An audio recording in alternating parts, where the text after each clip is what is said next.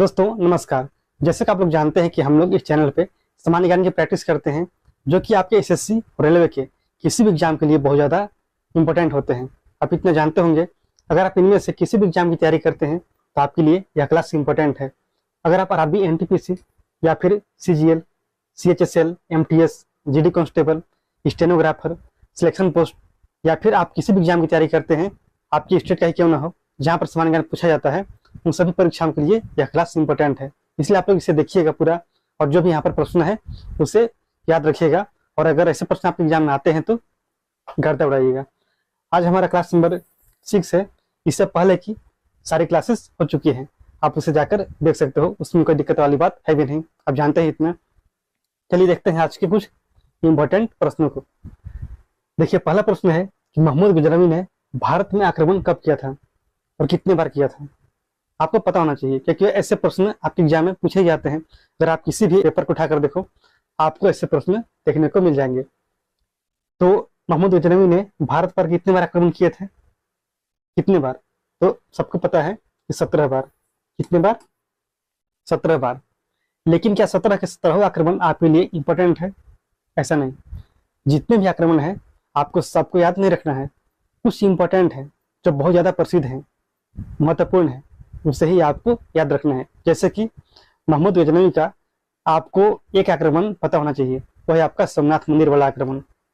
लेकिन कब हुआ था इसके बारे में हम लोग चर्चा करेंगे, ठीक है। तो वह था आपका 1025 ईस्वी में। लेकिन वह कौन सा आक्रमण था इसके बारे में भी आपको आगे बताऊंगा। तो याद रखना है आपको कि इन्होंने 17 आक्रमण किए थे भारत के अंदर, लेकिन 17 के 17 इंपॉर्टेंट नहीं है, इसलिए हम लोग सबके बारे में बात बिल्कुल भी नहीं करेंगे। मोहम्मद गजनवी ने सोमनाथ मंदिर पर आक्रमण कब किया था? देखिए यहाँ पर प्रश्न आ भी गया। सोमनाथ मंदिर वाला आक्रमण आपके लिए बहुत ज्यादा इंपॉर्टेंट है, इसलिए आपको उसे याद रखना है। कब हुआ था? 1025 ईस्वी में, 1025 ईस्वी में। लेकिन वह कौन सा आक्रमण था यह भी आपको याद रखना होगा, क्योंकि वैसे ही प्रश्न आपसे पूछे जाएंगे।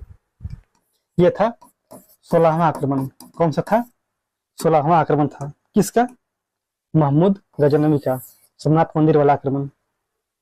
और वहां से क्या प्राप्ति हुआ था? कुछ मिला होगा? तो बिल्कुल ऐसा माना जाता है कि वहां से 20 लाख दिनार, इतने पैसे वहां से मिले थे। मतलब सबकी उतनी वैल्यू थी। लेकिन जब वह लूट करके वापस जा रहा था गजनी, तो बीच में जाटों ने आक्रमण किया। किसके ऊपर? मोहम्मद गजनवी के ऊपर। और उन्होंने कुछ पैसों को, कुछ धन दौलत को लूट लिया था। इसके बाद मोहम्मद गजनवी ने उन जाटों के ऊपर आक्रमण किया था। कब किया था? तो 1027 ईस्वी में, जो कि 17वां आक्रमण था और यह अंतिम ही था। इसके बाद उन्होंने कोई आक्रमण नहीं किया और आगे चल के 1030 ईस्वी में मृत्यु हो जाती है। किसकी? तो मोहम्मद गजनवी की। कोई दिक्कत इसमें? और आपसे अगर पूछा जाएगा कि मोहम्मद गजनवी गद्दी पर कब बैठा था, तो आप बताइएगा 998 ईस्वी में। कब बैठा था? 998 ईस्वी को यह गद्दी पर बैठा। और इसके 2 साल बाद यानी कि 1000 ईस्वी में भारत में पहला आक्रमण किया था। कोई दिक्कत नहीं ना? तो चलिए आगे बढ़ते हैं। लेकिन इससे पहले आप यहाँ पर एक फैक्ट को जानिए। जो बगदाद के खलीफा थे, बगदाद के जो खलीफा थे, उन्होंने गद्दी पर बैठने के समय इन्हें 2 उपाधि दी थी। कितनी? 2। कौन कौन से? एक का नाम था यमीन उद दौला, यमीन उद दौला। दूसरा था, वह था यमीन उल मिलाह, मिलाह। ये 2 उपाधियां थी जो कि मिली थी बगदाद के खलीफा के द्वारा गद्दी पे बैठने के समय। यह भी आपसे पूछा जा सकता है, ठीक है। और यहाँ पर आपको यह भी जानना चाहिए कि वह मूर्ति पूजक था या फिर मूर्ति भंजक। गजनवी कैसा था? मोहम्मद गजनवी यह था मूर्ति भंजक। यह मूर्ति पूजक नहीं था, यानी कि मूर्ति की पूजा नहीं करता था। मतलब मूर्ति की पूजा को नहीं मानते हैं इस्लाम धर्म मानने वाले लोग, आप इतना जानते ही हैं, तो ज्यादा इसमें बात करना क्या है। तराइन का प्रथम युद्ध कब हुआ था? तराइन का बैटल। 3 बैटल हुए थे, पता है आपको। पहला था 1191 में, जो कि आपको पता होना चाहिए। 1191 किसके बीच हुआ था? ये हुआ था पृथ्वीराज चौहान वर्सेस मोहम्मद गोरी। इसमें जीत किसकी होती है? तो इसमें जीत होती है पृथ्वीराज चौहान की, और यहाँ पर हार होती है मोहम्मद गोरी की। लेकिन इसके बाद जो अगला युद्ध होता है वो होता है तराइन का दूसरा युद्ध। कब होता है? 1192 ईस्वी में। इसमें क्या होता है? इसमें होता है जस्ट अपोजिट, इन दोनों के बीच में ही युद्ध होता है, लेकिन उसमें जीत होती है मोहम्मद गोरी की और हार होती है पृथ्वीराज चौहान की। उसके बाद क्या होता है? देखिए, एक इतिहासकार हैं जिनका नाम है हसन निजामी। क्या नाम है? हसन निजामी। उनके अनुसार मोहम्मद गोरी पृथ्वीराज चौहान को बंदी बना करके ले जाते हैं अजमेर में, और वहां पर उन्हें अधीनता स्वीकार करने को बोलते हैं। तो चौहान अधीनता स्वीकार करने की बात को स्वीकार करते हैं, लेकिन कुछ ही समय बाद वे फिर से युद्ध का बिगुल बजा देते हैं। तो जब यह बात पता चलती है मोहम्मद गोरी को, तो इनकी हत्या करवा देते हैं, ऐसा बताते हैं हसन निजामी। लेकिन कहीं कहीं आपको कुछ और कहानियां मिलती हैं, तो आप उसके बारे में जानिए, और क्या सही है क्या गलत है, या फिर कौन सा आपको ऑथेंटिक लगता है, आप इसके बारे में विचार कीजिएगा। ठीक है। अगला प्रश्न है, अढ़ाई दिन का झोपड़ा कहाँ पर स्थित है? अढ़ाई दिन का झोपड़ा, इसके बारे में हम लोग बात किए हैं जब टेम्पल के बारे में पढ़ रहे थे। अगर आपने उस क्लास को देखा है तो आपको पता होगा, अगर नहीं देखा है तो कोई बात नहीं, यहाँ पर बात करेंगे ही करेंगे। अढ़ाई दिन का झोपड़ा यह है अजमेर में। इसे अजमेर दरगाह के नाम से भी जानते हैं। अजमेर दरगाह किस राज्य में है? तो उसका नाम है राजस्थान। इसे बनाया गया था कुतुबुद्दीन ऐबक के द्वारा। इसके द्वारा इसे बनाया गया था कुतुबुद्दीन ऐबक के द्वारा। ऐबक, इन्होंने गुलाम वंश का स्थापना किया था। गुलाम वंश कब किया था? 1206 ईस्वी में। इसके अलावा इन्होंने दिल्ली सल्तनत की स्थापना की। दिल्ली सल्तनत कब? तो 1206 में। आप लोग जानते हैं कि दिल्ली सल्तनत के अंदर 5 वंश हुए। कौन कौन से? तो पहला है वह है गुलाम वंश, दूसरा है वह है खिलजी वंश, तीसरा तुगलक, चौथा है सैयद वंश, और पांचवा वह है लोदी वंश। इसके बाद आते हैं बाबर, और बाबर यहाँ पर मुगल साम्राज्य की स्थापना करते हैं इब्राहिम लोदी को हरा करके 1526 ईस्वी में। आप इतने जानते होंगे। तो यहाँ पर बात कर रहे हैं हम लोग अढ़ाई दिन के झोपड़ा के बारे में। इसे बनाया गया था कुतुबुद्दीन ऐबक के द्वारा। यह क्या है? यह है एक आपका मस्जिद है। क्या है? एक मस्जिद है। कब बनाया गया था? तो इसे बनाया गया था, बताइए, 1199 में। कब? 1199 में। ठीक है। अगर हम लोग बात करते हैं इस मस्जिद के बारे में, तो जिस जगह पे इसका निर्माण हुआ है वहां पर पहले क्या था? वहां पर पहले था, इस मस्जिद के बनने से पहले एक संस्कृत विद्यालय। क्या था? संस्कृत विद्यालय। लेकिन इसे तोड़ करके बनवाया गया अढ़ाई दिन का झोपड़ा। ठीक है, कोई दिक्कत इसमें नहीं है। पढ़ते हैं आगे। चंदावर का युद्ध कब हुआ था? देखिए, मोहम्मद गोरी 1191 में युद्ध करते हैं, तराइन का पहला युद्ध। उसके बाद 92 में दूसरा, लेकिन उसके 2 साल बाद एक युद्ध करते हैं जिसका नाम होता है चंदावर का युद्ध। किसके बीच में होता है? ये होता है मोहम्मद गोरी और होते हैं यहाँ पर जयचंद। कौन होते हैं? जयचंद। जयचंद जो कि एक कनौज का शासक होता है। कनौज कहाँ का? कनौज का, उत्तर प्रदेश।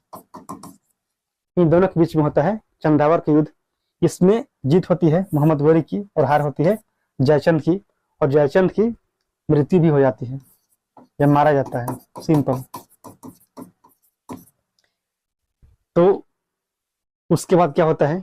उसके बाद होता कुछ नहीं है, बस 94 में इसकी हो जाती है जीत, और जीतने के बाद यह चला जाता है वापस। कौन जाता है? मोहम्मद गोरी आता है। उसके बाद जो भी यहाँ का राजपाट होता है मिल जाता है किसको? तो कुतुबुद्दीन ऐबक को मिलता है। ठीक है। मोहम्मद गोरी के से देखा जाए तो 3 गुलाम थे। एक का नाम था कुतुबुद्दीन ऐबक, दूसरे का नाम था कुबाचा और तीसरे का नाम था यालदौज। ठीक है, यालदौज कहाँ पर रह जाता है तो वो गजनी में, और कुबाचा सिंध में। इसके अलावा जो बच गया कुतुबुद्दीन ऐबक वह भारत में राज करता है। तराइन का दूसरा युद्ध, इसके बारे में डिस्कस किया तो चलिए बात नहीं करेंगे। 1192 इसका राइट आंसर होगा। तराइन का तीसरा युद्ध ये आपके लिए इंपॉर्टेंट हो सकता है। क्यों? क्योंकि इसके बारे में बहुत सारे लोगों को पता नहीं होता है।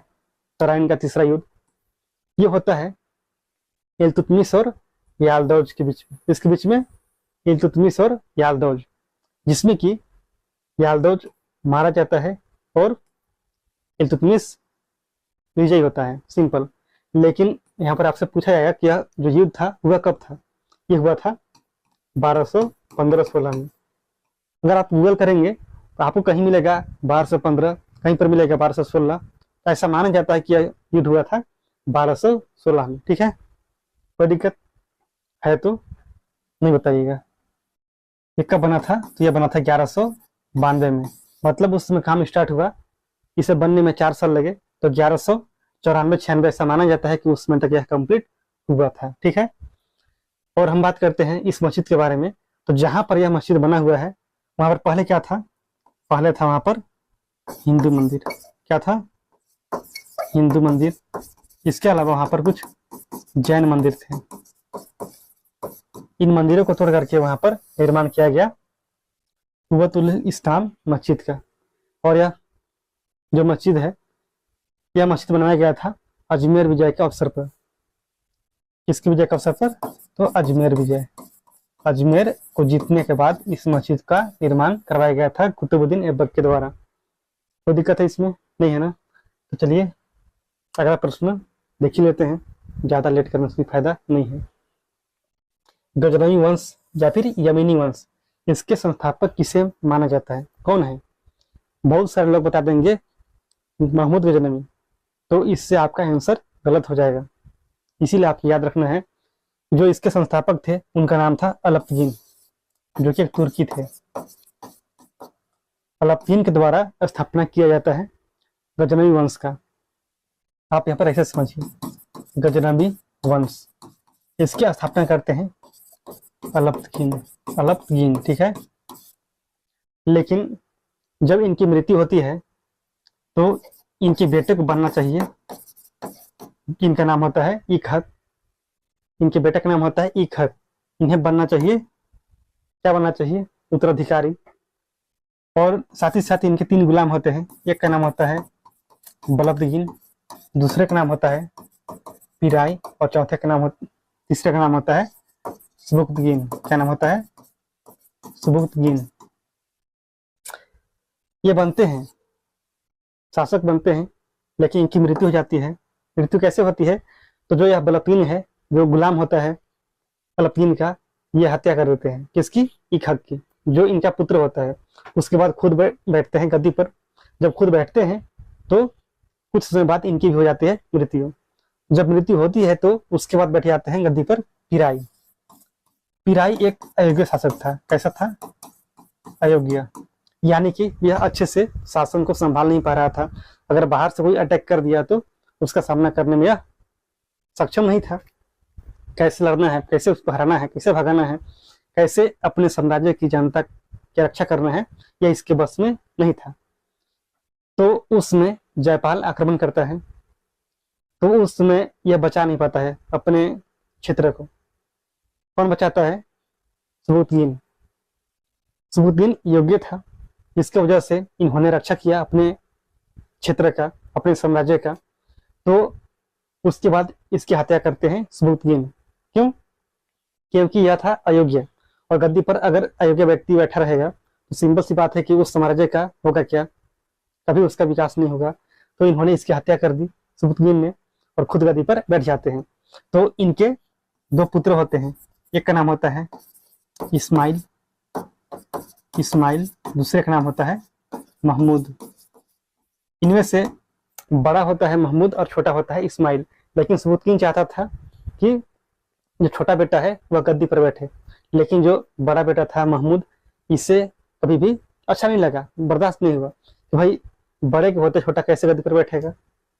तो इन दोनों के बीच में युद्ध होता है, लड़ाई हो जाता है, तो इन्हें हरा करके यह खुद गद्दी पर बैठ जाता है।